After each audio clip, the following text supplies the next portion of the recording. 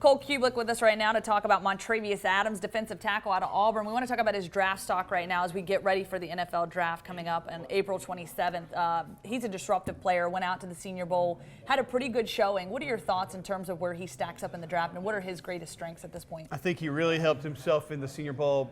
Going down there to Mobile, competing against other elite players, always is going to help your stock. The thing that I like about Montravius is, and you saw Kevin Steele do a nice job of this last year, he can move around the defensive line. So 2 years ago under Muschamp, he lined up as a zero nose a lot, so head up on the center. Last year, 3 technique, outside shoulder of the guard.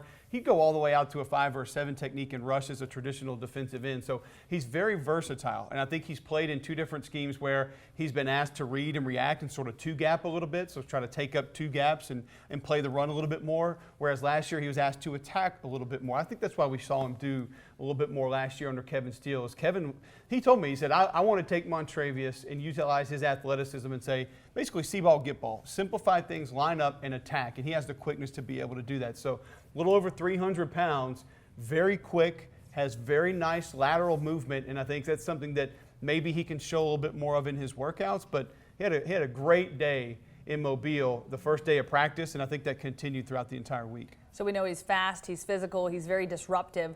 What could he work on? What areas could he improve on in terms of getting to that elite level at the NFL? I think maybe lateral quickness a little bit, just to show that you have a little bit more.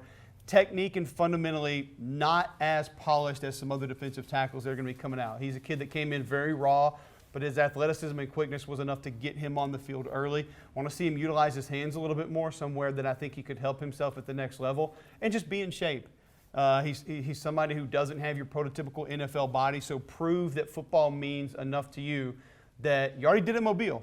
Now show up to the Combine in Indianapolis, show up to your pro day at Auburn, that you're in shape, and prove to the scouts that football means a lot to you. Because there are a lot of people that will look at him and say, all right, let's go back to 2015. You took that year off. You didn't show us what we wanted to see. You weren't disruptive. You weren't an elite defensive tackle in the SEC. Did it the year before in 14 and did it in 16, your senior year, which you would say kind of a contract year. Show us that football means a lot to you. I think that's something that scouts will be paying attention to with Montravius Adams.